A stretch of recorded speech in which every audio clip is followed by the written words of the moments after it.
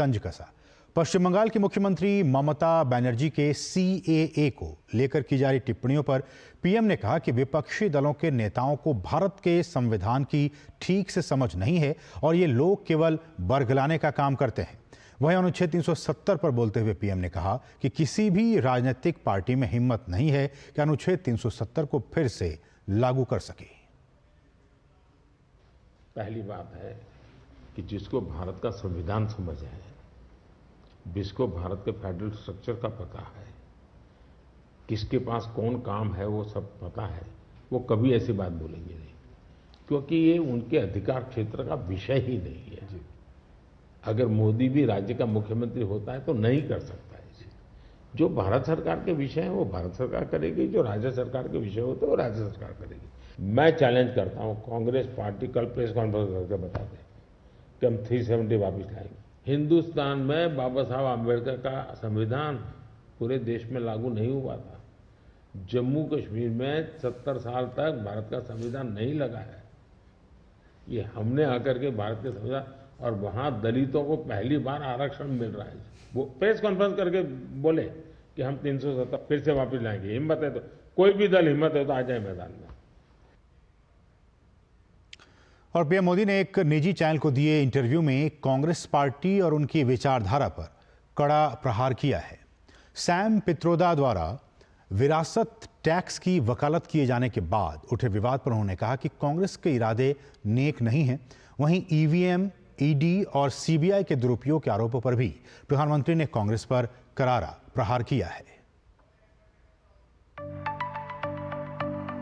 दूसरे चरण का मतदान अब खत्म हो चुका है। लोकसभा के तीसरे चरण के लिए चुनाव प्रचार जोरों पर है। इस बीच एक निजी मीडिया समूह को दिए गए इंटरव्यू में पीएम मोदी ने कई अहम मुद्दों को लेकर कांग्रेस के रुख की कड़ी आलोचना की है। कांग्रेस पार्टी के अहम सलाहकार सैम पित्रोदा द्वारा विरासत टैक्स की वकालत किए जाने के बाद उठे बवाल पर पीएम मोदी ने कहा कि कांग्रेस के खतरनाक इरादे अब खुलकर सामने आ गए हैं।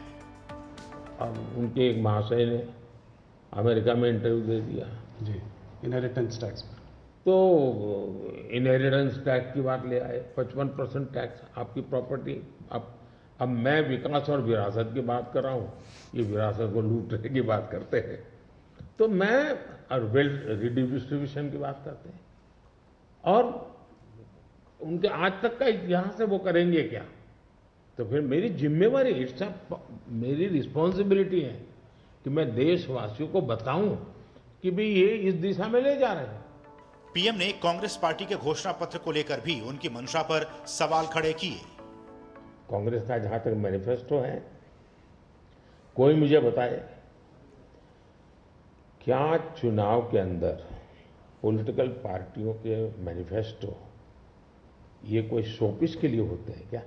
मुझे मैनिफेस्टो देख करके लगता है कि इस पर पूरी तरह मुस्लिम लीग की छाप है। इस बीच सोमवार को महाराष्ट्र के सातारा में एक रैली में पीएम ने फेक वीडियो का मामला भी उठाया। पीएम ने कहा कि जो सामने से मुकाबला नहीं कर पा रहे हैं वो फेक वीडियो फैला रहे हैं।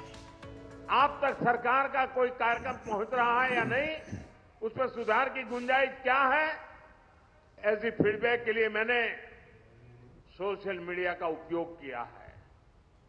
लेकिन ताजा घटनाएं परेशान करने वाली है। लोकतंत्र प्रेमी हर व्यक्ति को शर्मसार करने वाली है।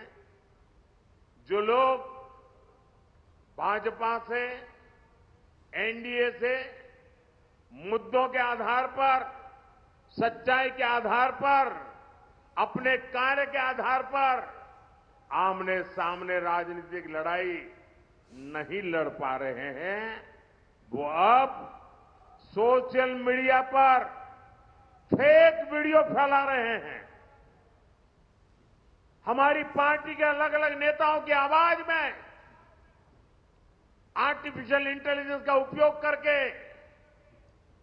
कभी मेरी आवाज, कभी हमारे अमित भाई की आवाज, कभी हमारे नड्डा जी की आवाज, कभी हमारे मुख्यमंत्रियों की आवाज, और जो कभी हमने सोचा भी ना हो ऐसे वाक्य हमारे मुंह में रख करके आग लगाने की कोशिश कर रहे हैं। गौरतलब है कि आरक्षण से जुड़े बयान को लेकर गृह मंत्री अमित शाह का एक फेक वीडियो प्रसारित किया गया, जिसे लेकर दिल्ली सहित कई राज्यों की पुलिस ने संज्ञान भी लिया है। असम में एक कांग्रेस नेता की गिरफ्तारी भी की गई है। इसके साथ ही कुछ अन्य नेताओं के फेक वीडियो भी सोशल मीडिया पर प्रसारित किए गए।